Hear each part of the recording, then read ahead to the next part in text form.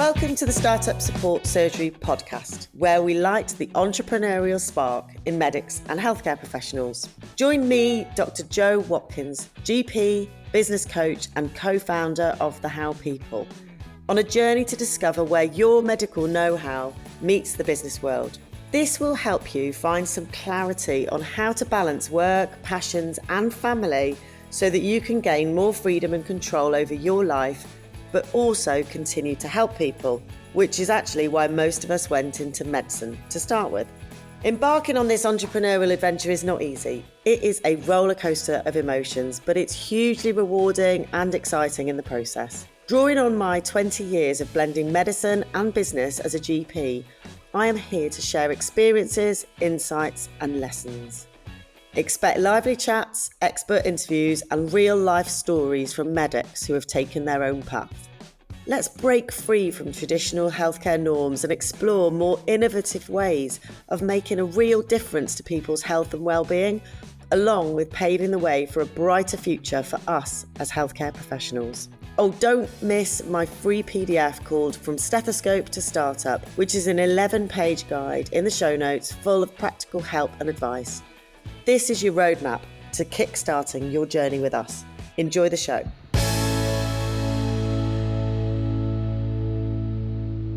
So welcome to today's expert podcast session. I have got a proper expert in the hot seat today, an actual real life lawyer. I know the legal aspects of a business can be absolutely terrifying, and the tendency is for us doctors to bury our heads in the sand. So I wanted to talk to a few different people in this area on the podcast to explain things to me and, as a result, to you. So Shanee Baker, I met through a friend of who I am on a business networking call with every Friday morning. She is a super strong corporate commercial lawyer and has qualified at the Bar of England and Wales. Shanee has held a number of senior roles in large corporations, including Capita PLC and the British Medical Association as Senior Counsel to the General Practitioners Committee. She is now founder and creator of LMC Law and has grown what started as a small consultancy into a business that now covers almost 3/4 of England in terms of healthcare clients. An expert in her field, she brings her strong commercial background into the healthcare arena, as well as advising a number of commercial clients. Shanee's practical, no-nonsense approach and her understanding of the needs of her clients is paramount to the ethos of the business. Interestingly enough, Shanee is not just a lawyer. She has just qualified as a helicopter pilot, which is something she now does as a hobby. Welcome to the show, Shanee.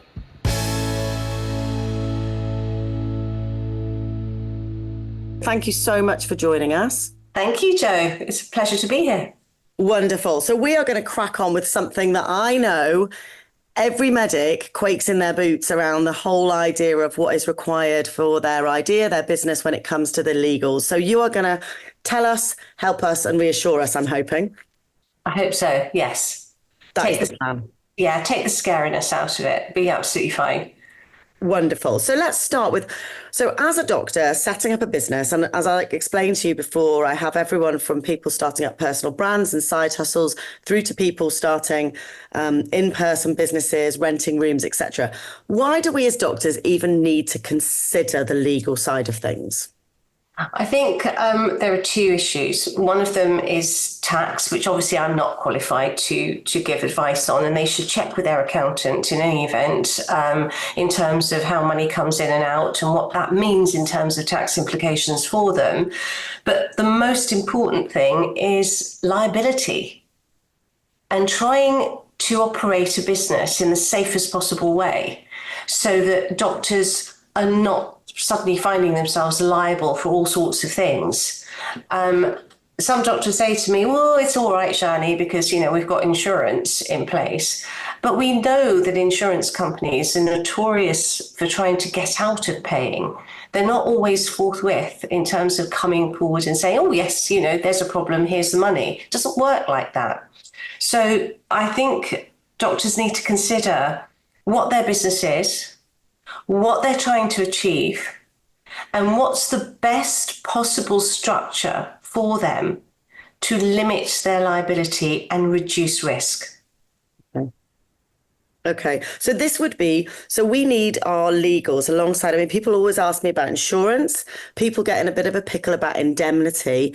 And this is another piece, isn't it? And I'm basically trying to support people at early stage businesses to get these pieces in place. So am I correct in saying that insurance would be separate, accounts is separate, in medical indemnity is separate, and then this is a different piece? Correct. Yes, they've got to look at all four of those aspects. But all four, the other three of those, well, apart from the medical indemnity, obviously, the other elements of setting up this business all stem from the structure that the GPs put into place. So, you know, if you're operating as a sole trader, you've got to look at it differently. Your insurance will apply to you individually. If you're operating through an organisation, through a company, etc., then obviously it's the company that takes the hit and the company that obviously has to obtain the insurance. So it all stems from the structure, and that's where they need to start. Okay, so we need to get this right from the beginning, really. I mean, I know that from an accounts point of view, you can go from a sole trader into a limited company relatively easily, because sometimes it's that barrier to entry is that, you know, I don't know what to call it. I don't know whether I want a limited company. I just want to have a go and see if I can do it as a sole trader. How easy is it from a legal point of view, that difference between sole trader and limited company? It's a very easy step to going from sole trader to limited company. It really is. I think what the GPs are finding is that it's the scariness of setting up a company and running it. And they're very uncomfortable sometimes about the rules that apply. I'm a great advocate for keeping things simple. You know, we've got to remember that, and I say this to a lot of my clients, we're not setting up and creating GlaxoSmithKline here, okay? We are setting up a tiny little incorporated, hopefully, vehicle that will help them channel all their business through it in the simplest and most basic way possible, at the end of the day, to keep them safe. And that's what we're looking for. So keep it simple. It doesn't have to be complicated. So you help GPs and hospital medics set up, particularly GPs, don't you, in the health, you know, for regular GP practices, not necessarily people that are doing anything out of the ordinary. You help those as well, but you also help GP practices per se set themselves up as companies. Is that correct? All the time. Right. Literally, I reckon for the past 2.5 years, 3 years, we've been setting up companies all over the country, and we're getting queries in at least 2 a week. So over the last 12 months, I reckon there's been 2 to 3 queries a week about incorporation and setting up companies. What we do is we don't just take the instruction and say, oh, yes, here we are, we're going to set a company up for you. No, I don't really like that way. I always manage to have an hour's worth of conversation with the individuals concerned. And I explain to them in very basic terms what it actually means. What does setting up a company mean in law and practically for them?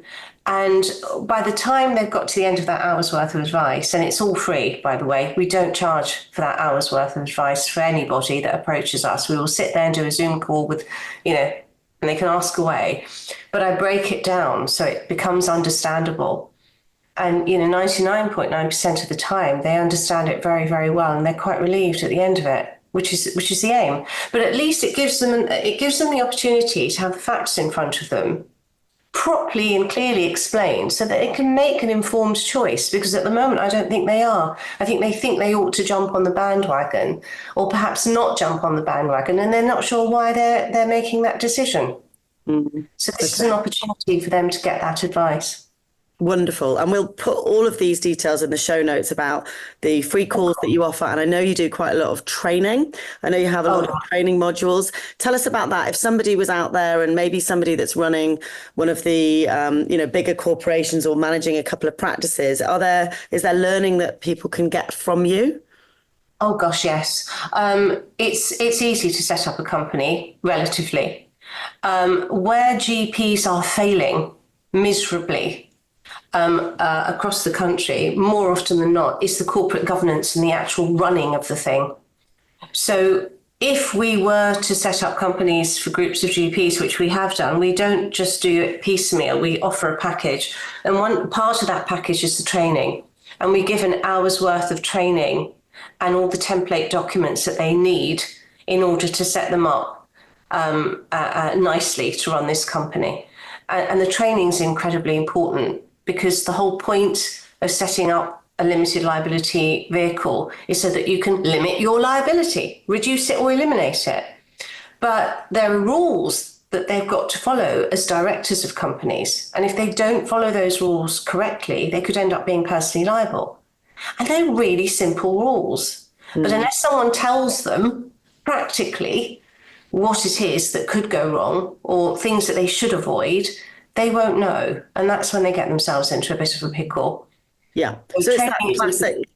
Yeah, it's that classic unknown, isn't it? And Absolutely. I think that's what happens when we go. And I think we're talking. This is the interesting thing. There's such a range of people, from those people that, want to set up and set themselves up as a coach or a mentor online for a particular expertise, bringing their expertise into a sole trader space. We're going to come back to that, through to people that are running big practices that are wanting to incorporate. And how do we even know what is out there unless we can find trustworthy experts like you to be able to discuss this with? So I think anyone out there that is wanting to set up a private practice, wanting to take on staff, wanting to take on rooms, this is just going to be a no-brainer, isn't it, for them to be able to come to you and get the support and help that you need. But what about those individuals that are doing this on a smaller scale? Is there any way around all this stuff? Is there any way to avoid it? Or are there the bare bones that you need to have? I think people that are doing it on a small scale don't necessarily have to suddenly jump on the bandwagon and think they ought to set up a limited company. It depends on what you're doing. So for years now, particularly since the introduction of new GMS back in 2004, GPs have operated in loose partnership models. Now, that's not a problem. And the reason it's not a problem, because loose partnership models obviously carry unlimited liability. Anything goes wrong, it's the GPs, the partners that will take the hit. But that hasn't been too much of a problem, because your core contracts, whether it's GMS or PMS, they're quite bread and butter work. They're low risk. The doctors are covered off by medical indemnity anyway, with state backed or whatever else. They know their partners, they know their staff, they're operating within a very tight unit. So there hasn't been much call to jump from the loose partnership model into limited liability, although the option does exist. And if they wished to do that, commissioners are far more willing to help them make that change than they were before. But doctors don't operate like that anymore, because they all operate collaboratively under the PCN model, or they're doing other things. And all of a sudden, they've gone from operating in this tiny little silo, which is nicely ring-fenced with their staff and their partners, into now having to collaborate with other organisations, other practices over which they have no control. Now the risk is higher. And that's why I think there's been a massive call to get some advice to set up as limited liability companies or PCN incorporated vehicles that can help the PCN and the individual practices take their individual liability away, i.e. staff, for example, and stick it neatly and nicely into this incorporated model. So yes, I'm not going to say everybody has to jump on the bandwagon and incorporate. It rather depends on the type of business that you're wishing to undertake. And I think it's worth getting some advice on that at the time. Yeah. Okay. And would you be happy to speak to individuals? So, for example, if there was a doctor that, say, a neurologist that specialised in managing tension headaches, and they wanted to set up a clinic whereby they were seeing people online, they were giving advice, they were giving material in a one-to-one setting. So that doctor has got the indemnity covered, they've got their own insurance. the legal side of things for somebody on the end of a Zoom call. I mean, I've roughly when I've talked about this with other people, we've talked about, terms and conditions and privacy policies, and obviously having to have some sort of agreement. But is there a sort of,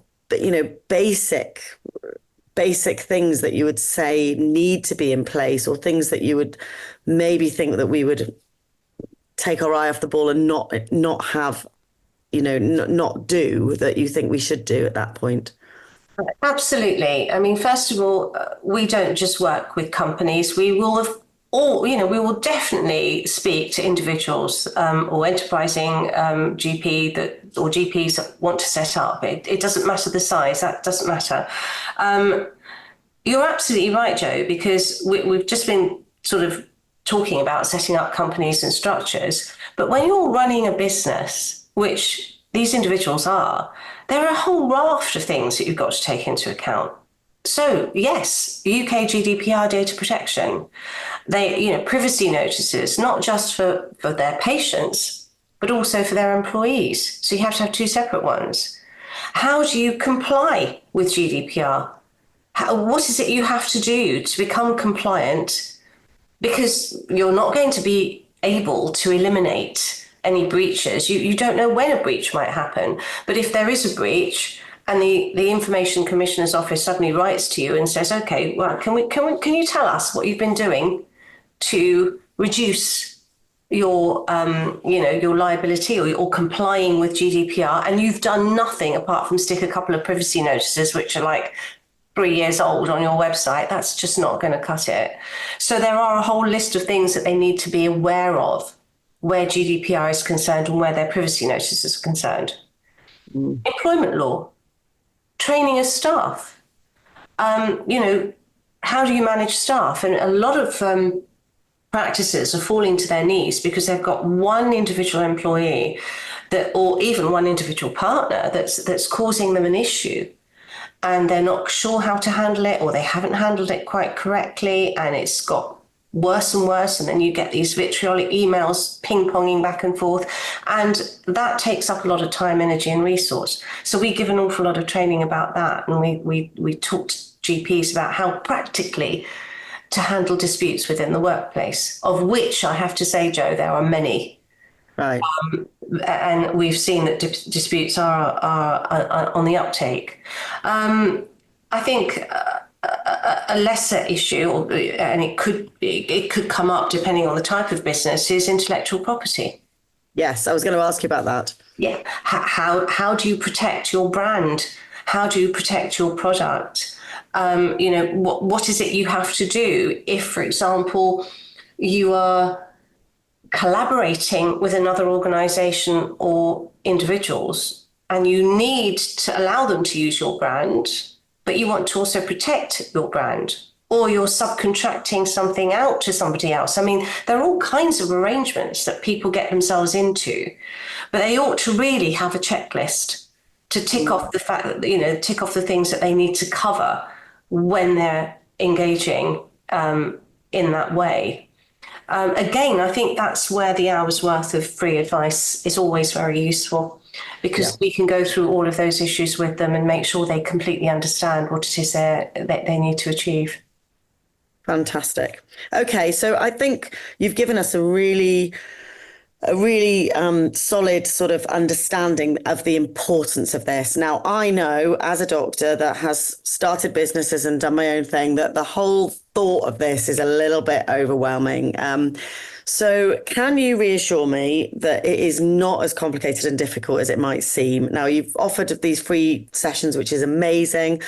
But I think when you've got up and running, particularly if you've started and you think, actually, I haven't really got this all in place, the idea of going back and kind of getting it sorted just seems like a really big deal. So can you reassure me and anyone listening that it's not quite as complicated as it may seem? No, it isn't as complicated. Of course, the law is and can be complicated, but we're not asking GPs to have to wander through sort of, pages of legislation. And I have to add, that's not how we operate either. I've been involved with GPs for 20 years, since I was at the BMA as Senior Counsel to the GPC. and then 10 years with LMC Law. And one of the things I advocate is, one, simplicity, but also being practical in the advice we give. I have to say I'm quite proud of the fact that we don't put egg timers on tables. We don't charge for a lot of the advice that we give. That's not why we're in this arena. That's not how I started. So yes, I would rather it was kept simple and very easy to understand and very practical. But what we try and do is we take what we know in terms of the legals and we translate it into a very practical, common sense method so that GPs can understand. And so absolutely, simplicity, I'm all for it. And because at the end of the day, I'm the one that's running the company, they are. Yeah. And they have to understand how to run a company successfully and not have to every second run to a lawyer and then have to pay for that. I'm sorry, I'm just not an advocate of that kind of practice. Fantastic. So how do people get in touch with you? How do people find you? And what would you suggest as a next step for somebody listening? Well, we have a lovely website. It's www.lmclaw.co.uk. I think if you just put my name into any search engine, it will come up. And on the website, there is an info at lmclaw.co.uk website, email, that they can just put in a query, or they can just contact me directly on all our email addresses, mine and the staff that work for me. They're all on the website. Contact any of us. There's no triaging, there's no receptionist, there's no trying to get through. It is directly to any of us and it's dealt with very quickly. That's part of the ethos of running LMC Law. Wonderful. And I think the other message is it's never too early, right? It's never too early to have that conversation. I think as soon as you've decided that this is what you want to do, as soon as, I talk to people about if they've really invested in putting everything that is required to run a business into it, then this needs to be a part of it, as we've said, a piece of the jigsaw. And it's never too early to have that conversation and to know what they need to do to be able to be ready to deal with all possible eventualities. Absolutely. The earlier, the better. And even if they haven't decided, a lot of people come to us because they're not sure. That they've heard something on the grapevine, or somebody that they know has done something similar to something they want to do, but they're not sure and they just want to ask a question. It might take 10 minutes, it might take 2 minutes, but we don't care. We will very happily answer those questions at no cost. Again, I'm going to stress, we don't have egg timers on our tables here. And if they want to know more information, or they want to know what their options are and what the pros and cons are, which is a very common question we get asked, then we'll very honestly give them to them. Wonderful. You have been an absolute star. I know you need to head off. Thank you so much for your time. Really, really appreciate it. And we will put all that information in the show notes as well. Thank you, Jo. It's been a pleasure. Take care. Bye. I hope this episode has sparked some new ideas or challenged your thinking. Transitioning from medicine to business is not easy. It's about adapting our skills while embracing the unknowns of entrepreneurship.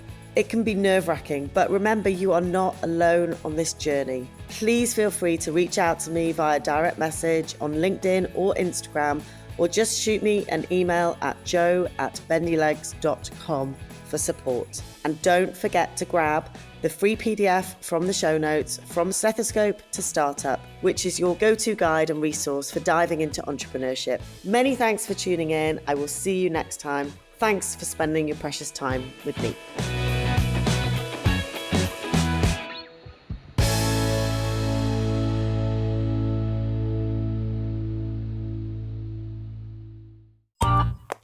This has been a Monkey Pants Productions podcast.